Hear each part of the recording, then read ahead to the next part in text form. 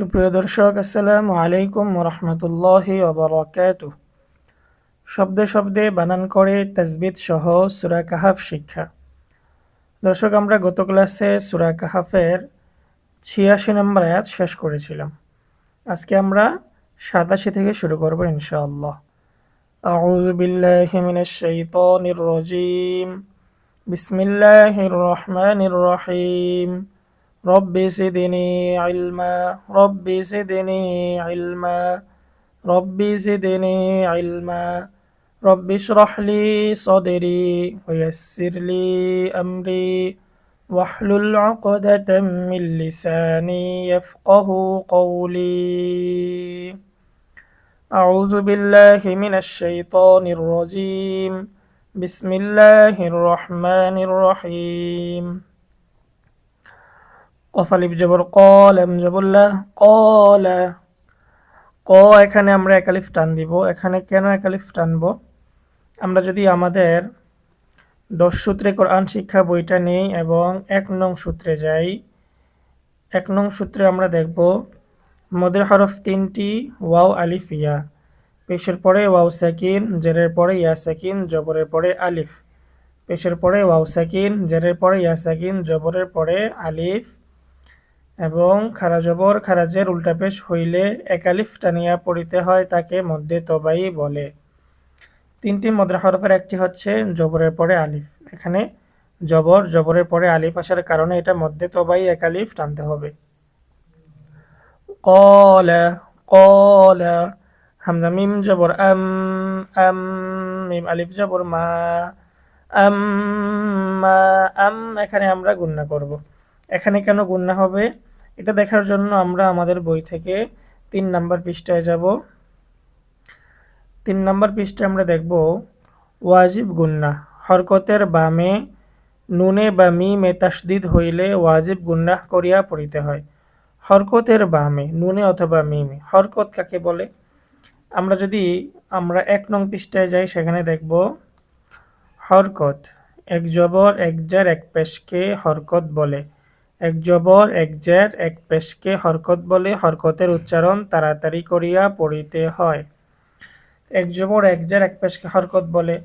আর হরকতের বামে নুনে অথবা মিমে তাসদিদ হলে ওয়াজিব গুণনা। তো এখানে হরকত এক জবর আসছে, হরকতের বামে মিমের মধ্যে তাসদিদ হয়েছে, গুণনা করে পড়তে হবে। আম্মা জবরের পরে আলিফ মধ্যে তবাই। ক্বালা আম্মা, মিম নুন জবর মাং, জ জবর জ, মাং মাং, গুণনা হবে। এখানে নুন সাকিন আসছে, নুন সাকিনের পরে জ আছে। আমরা নুন সাকিনের যে হুকুমগুলো রয়েছে সেই হুকুমগুলো যাব। আমরা আমাদের 10 সূত্রে কোরআন শিক্ষা বই থেকে 9 নং সূত্র বের করব। 9 নং সূত্রে আমরা দেখি যে নুন সাকিন অথবা তানবিনের হুকুম 4টি: ইজহার, ইদগাম, ইকলাব, ইখফা। ইখফা অর্থ অস্পষ্ট পড়া। ইখফার হরফ 15টি: তাও সাও, জিমো দালো জালো সা, সিনো শিনো, সদ দদ, তব জব, ফাও কফ কাফ। এই জ 15 হরফের একটি। আমরা ইকফার সূত্রটা যদি একটু দেখি, ইকফা নুন সাকিন ও তানবিনের পরে ইকফার 15 হরফের কোনো একটি হরফ আসিলে তখন ওই নুন সাকিন বা তানবিনকে গুণনাহর সহিত অস্পষ্ট করিয়া পড়িতে হয়। নুন সাকিন বা তানবিনের পরে যদি ইকফার হরফ আসে, 15 হরফের কোনো হরফ আসে, তাহলে গুণনা সহ অস্পষ্ট পড়তে হবে। অস্পষ্ট গুণনা বলার কারণ ইকফার গুণনাটা নাকের বাসির থেকে বের হয়, নাকের থেকে আসে, এজন্য অস্পষ্ট গুণনা বলা হয়। এখানে নুন সাকিন আসছে, নুন সাকিনের পরে জ আছে, আমাদেরকে গুণনা সহ স্পষ্ট পড়তে হবে। এটা হচ্ছে নুন সাকিনের ইকফা। ক্বালা আম্মা মান যালামা, মান মিম নুন জবর মান, নুন সাকিনের পরে ইকফার হরফ জ। জ জবর জ, লাম জবর লা, যালাম, মিম জবর মা, যালামা, ফা জবর ফা, সিন ওয়াও জবর সাও, ফাসাও, সাও। জবরের বাম পাশে যজমলা ওয়াও এসেছে। আমরা যদি 4 নং সূত্রটা বের করি, 4 নং সূত্র বের করলে আমরা সেখানে দেখব লিনের হরফের কথা আলোচনা হয়েছে। লিনের হরফ দুইটি, জবরের বাম পাশে যজমলা ওয়াও, জবরের বাম পাশে যজমলা ইয়া। লিনের হরফ হইলে তাড়াতাড়ি করিয়া পড়িতে হয়। জবরের বাম পাশে যজমলা ওয়াও এবং জবরের বাম পাশে যজমলা ইয়া লিনের হরফ। এখানে জবরের বাম পাশে যজমলা ওয়াও এসেছে, লিনের হরফ, তাড়াতাড়ি পড়তে হবে। ফাসাউফা জবর ফা, ফাসাউফা, নুন পেশ নু, আইন দাল জবর আজ, নু আজ দাল জেরজি, বা পেশ বু, নু আযিবু, হা উল্টা পেশ হু, নু আযিবুহু। হু এটা মধ্যে সেলায় কাসীরা। আমরা যদি ৬ নং সূত্র বের করি আমাদের ১০ সূত্রে কোরআন শিক্ষা বই থেকে, ৬ নং সূত্রে আমরা দেখব হাই জমিরের আগে পরে সাকিন না থাকিলে একালিফ টানিয়া পড়িতে হয়, তাহাকে মধ্যে সেলায় কাসীরা বলে। আমরা সহজ ভাষায় বোঝার জন্য গোলহাকে হাই জমির ধরে নিলাম, গোলহা বলি আমরা সহজে বোঝার জন্য। গোলহা এটার আগে এবং পরে যদি সাকিন না থাকে, এই যে হাটা আছে হাই জমির, এটার আগে এবং পরে কোথাও সাকিন নেই, তাহলে একালিফ টানতে হবে। এটার নাম হচ্ছে মধ্যে সেলায় কাসীরা। নু আযিবুহু, সামিম পেশ সুম, মিম জবর মা, সুম্মা।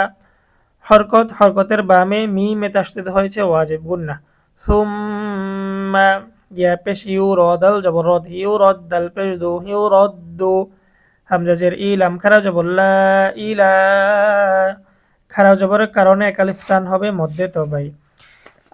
আমরা যদি ১ নং সূত্র বের করি, ১ নং সূত্রে আমরা আগেও দেখেছি যে খারা জবর খারাজের উল্টা পেশ হইলে একালিফ টানিয়া পড়িতে হয়, তাকে মধ্যে তবাই বলে। খারা জবরের কারণে একালিফ টান মধ্যে তবাই। ইলা, রবা জবর রব, বাজের বি, রব বি, র। এখানে রটা মোটা করে বলতে হবে। র এখানে কেন মোটা হবে? আমরা আমাদের ১০ সূত্রে কোরআন শিক্ষা বইটা নিব এবং ৭ নং সূত্র বের করব। ৭ নং সূত্র বের করলে আমরা সেখানে দেখব রয়ের উপর জবর বা পেশ হইলে ওই রকে মোটা করিয়া পড়িতে হয়। রয়ের উপরে জবর বা পেশ হলে র মোটা।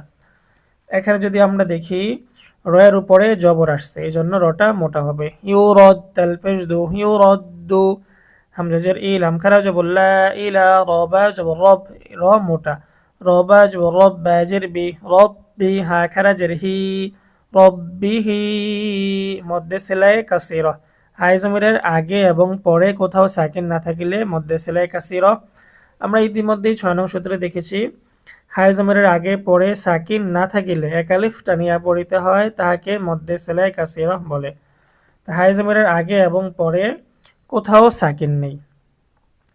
রব্বিহি, ফা জবর ফা, ইয়া পেশ ইউ, ফা ইউ, আইন দাল জবর আজ, ফা ইউ আজ দাল জেরজি, ফা ইউ আযি, বা পেশ বু, হা উল্টা পেশ হু, ফা ইউ আযিবুহু। এটাও মধ্যে সেলায় কাসীরা। হাই জমিরের আগে পরে কোথাও সাকিন নেই, একালিফ টেনে পড়তে হবে।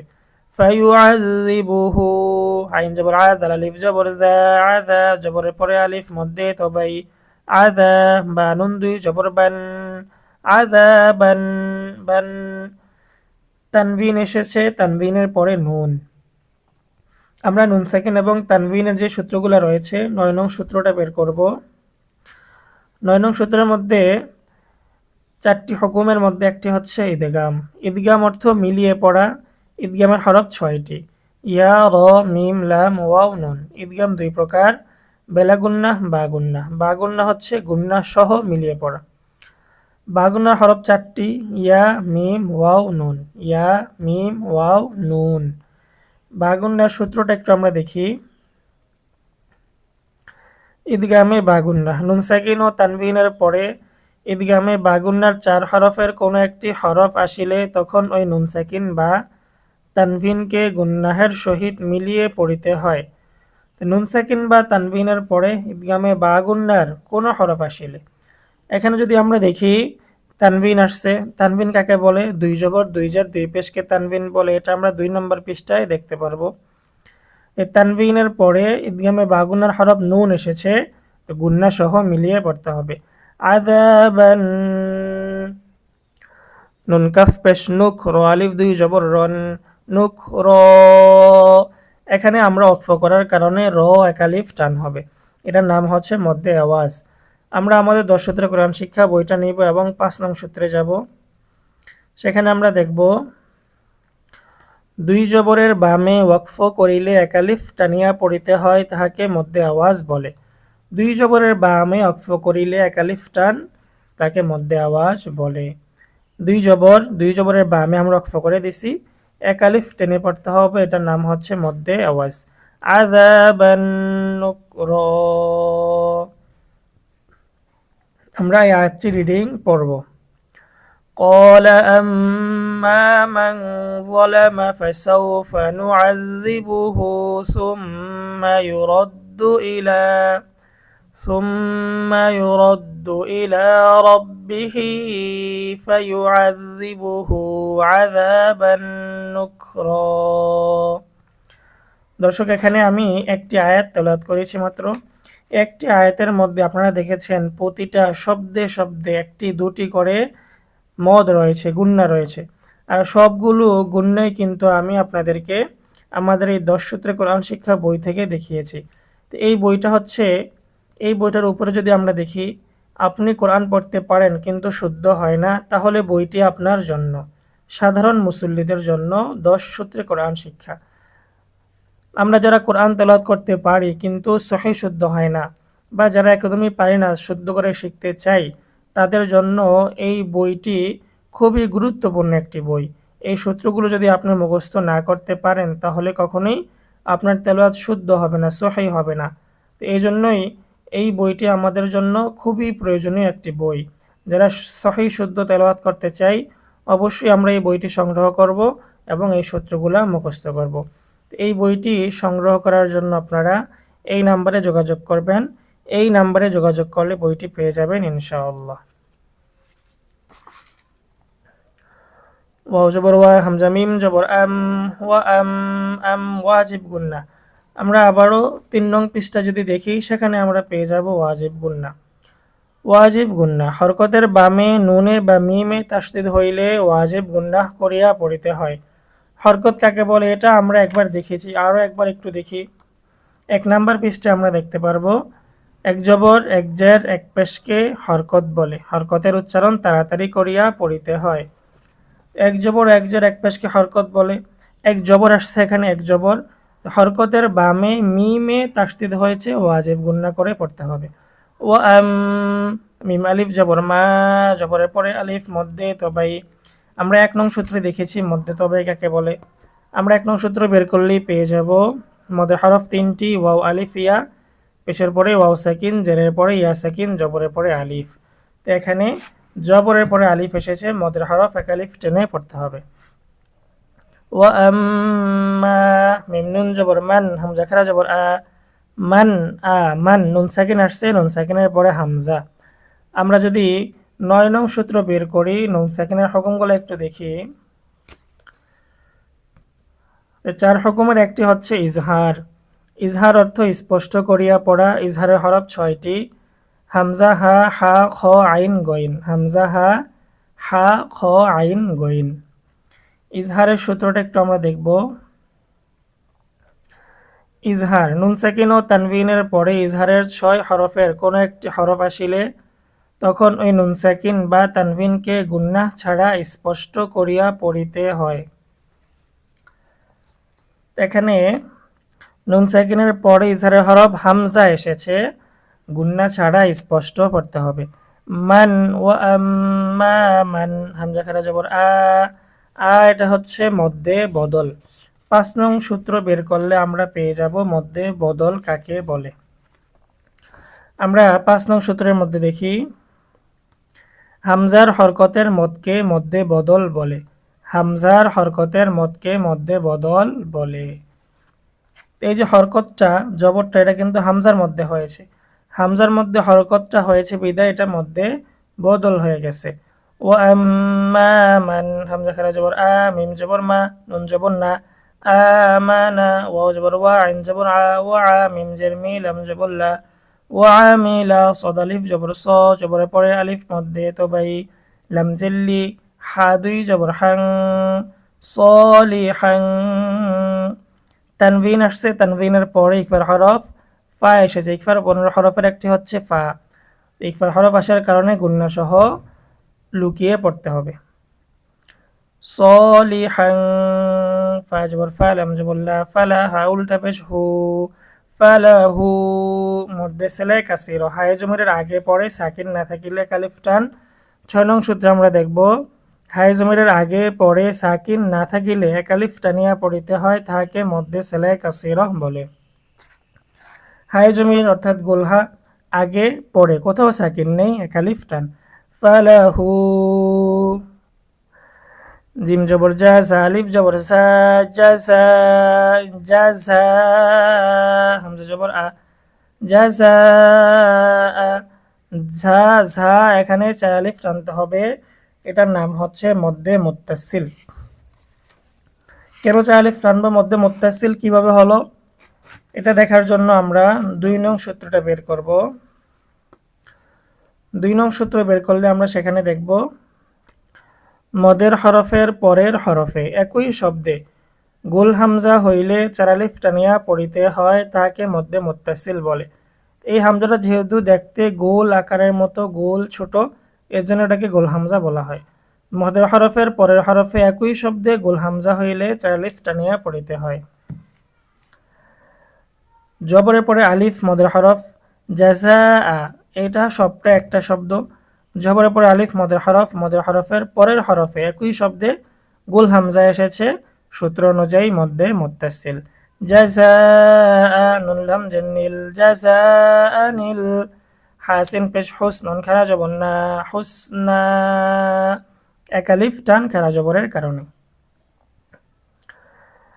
ওয়া জবর ওয়া, সিন জবর সা, ওয়াসা, নুন জবর না, ওয়াসানা, কফ পেশ কু, পেশের পরে ওয়াও সাকিন মধ্যে তবাই, লাম পেশ লু, ওয়াসানা কুলু, লাম জবর লা, হা উল্টা পেশ হু, লাহু, মধ্যে সেলাই কাসির, হায়ে জমিরের আগে পরে সাকিন নাই, এক আলিফ টান। লাহু, মিম নুন জের মিন, নুন সাকিন, নুন সাকিনের পরে হামজা আসছে, নুন সাকিনের ইজহার গুন্না ছাড়া স্পষ্ট পড়তে হবে। মিন, হামজা মিম জবর আম, র জের রি, মিন আমরি, আম, এখানে মিম সাকিন আসছে, মিম সাকিনের পরে র। আমরা 10 নং সূত্র বের করব, সেখানে আমরা মিম সাকিনের হুকুম পাবো। তো আমরা আমাদের 10 সূত্রে কোরআন শিক্ষা বইটা নিয়ে সরাসরি 10 নং সূত্রে চলে যাব। 10 নং সূত্রে আমরা দেখব মিম সাকিনের হুকুম 3টি: ইজহার, ইদগাম, ইকফা। ইজহার, ইজহার অর্থ স্পষ্ট করিয়া পড়া। বা ও মিম ছাড়া বাকি সবগুলো ইজহারের হরফ। বা এবং মিম, বা মিম এই 2 হরফ ছাড়া বাকি সবই হচ্ছে ইজহারের হরফ মিম সাকিনের। মিম সাকিনের পর বা ও মিম ছাড়া অন্য যে কোনো হরফ আসিলে উক্ত মিম সাকিনকে স্পষ্ট করিয়া পড়িতে হয়। মিম সাকিনের পরে বা ও মিম এই 2 হরফ ছাড়া যে কোনো হরফ আসিলে মিম সাকিনের ইজহার গুন্না ছাড়া স্পষ্ট পড়তে হবে। এখানে মিম সাকিন, মিম সাকিনের পরে র এসেছে, মিম সাকিনের ইজহার গুন্না ছাড়া স্পষ্ট পড়তে হবে। মিন আম, রজের রি, মিন আম রি, রি, এই রটা আমরা পাতলা করে পড়ব, চিকন করে পড়ব। র কেন এখানে পাতলা হবে? আমরা 7 নং সূত্রটা বের করলে সেখানে দেখব শুধুমাত্র র এর নিচে জের থাকিলে, র এর নিচে জের থাকিলে বা র সাকিন ডাইনে জের থাকিলে, র সাকিন ডাইনে জের থাকিলে ওই রকে চিকন করিয়া পড়িতে হয়। র সাকিন ডাইনে জের বা র এর নিচে জের, এখানে র এর নিচে জের রয়েছে, এজন্য রটা চিকন হবে। মিন আমরি, নুন আলিফ জবর না, জবরের পরে আলিফ মধ্যে তবাই, ইয়াসিন পেশ ইউস, র আলিফ 2 জবর রন, ইউস র, র এক আলিফ টানতে হবে, 2 জবরের বামে অক্ফ করলে এক আলিফ টানতে হয় মধ্যে আওয়াজ। মিন আমরিনা ইউসর। আমরা আয়াতটি একবার রিডিং পড়ব। وأما من آمن وعمل صالحا فله جزاء الحسنى وسنقول له من أمرنا يسرا।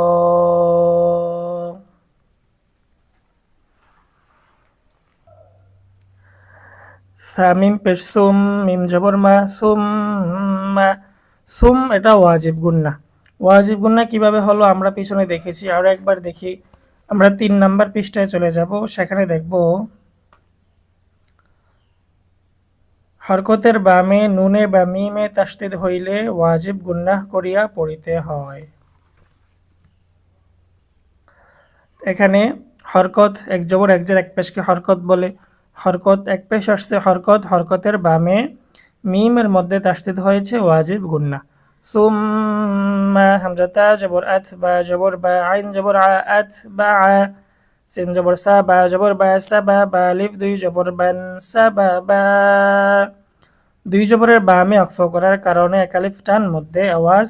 আমরা যদি আমাদের 10 সূত্রে কোরআন শিক্ষা বইটা নিয়ে 5 নং সূত্রে যাই, 5 নং সূত্রে গেলে আমরা মধ্যে আওয়াজের পরিচয় পেয়ে যাব। 5 নং সূত্রটা আমরা বের করব। সেখানে দেখব দুই জবরের বামে ওয়াকফ করিলে একালিফ টানিয়া পড়িতে হয়, তাকে মধ্যে আওয়াজ বলে। তো দুই জবরের বামে আমরা ওয়াকফ করে দিছি, একালিফ টানতে হবে মধ্যে আওয়াজ। সুম্মা আতবাআ সাবাবা, হাতা জবর হাত্তা, খারা জবর তা, হাত্তা।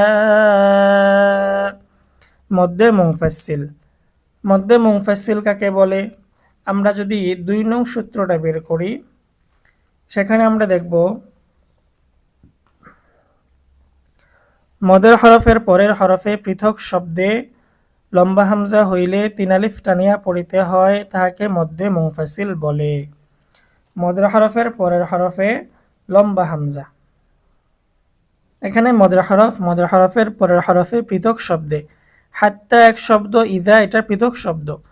মদের হরফ তা, এটা মদের হরফ। যে তা যদি আমরা ভেঙে লিখি তাহলে লিখতে হবে তা আলিফ জবর তা, তার উপরে জবর, তারপরে আলিফ, তা জবরের পরে আলিফ। মদের হরফের পরে পৃথক শব্দে, মদের হরফের পরের হরফে পৃথক শব্দে লম্বা হামজা। লম্বা হামজা বলার কারণ এটা দেখতে লম্বা। হাত্তা ইদা, লম্বা হামজা হওয়ার কারণে মধ্যে মুনফাসিল হবে, 3 আলিফ টেনে পড়তে হবে। হামজা জের ইদা, আলিফ জবর তা, জবরের পরে আলিফ, মধ্যে তবাই ইদা। বা জবর বা, লাম জবর লা, বালা, গইন জবর গ, ইদা বালাগ। মিম ত জবর মা ত, মা ত, কলকলা। কলকলা কাকে বলে? আমরা আবারও আমাদের 10 সূত্রে কোরআন শিক্ষা বইটা নিয়ে 3 নং পৃষ্ঠায় যাব। সেখানে দেখব কলকলা হরফ 5টি, কফ, ত, বা, জিম, দাল। কফ, ত, বা, জিম, দাল। এই 5 হরফে জজম হইলে কলকলা অর্থাৎ প্রতিধ্বনি করিয়া পড়িতে হয়। এই 5 হরফের একটি হচ্ছে ত। মা ত, মা ত, লাম জিল্লি আইন শিন জবর আশ, মা ত লি আশ। শিন মিম জবর শাম, সিন জের সি, শামসি। ওয়াও জবর ওয়া, জিম জবর জা, ওয়াজা, দাল জবর দা, ওয়াজাদা। আলিফ জবর হা, জবরের পরে আলিফ, মধ্যে তবাই ওয়াজাদাহা। তা ত জবর তা ত, আবারও কলকলা, তা ত, লাম পেশ লু, আইন পেশ উ, তা ত লু উ। আইন জবর আলাম, খারা জবর লা, আলা। খারা জবরের কারণে এক আলিফ টান, মধ্যে তবাই আলা।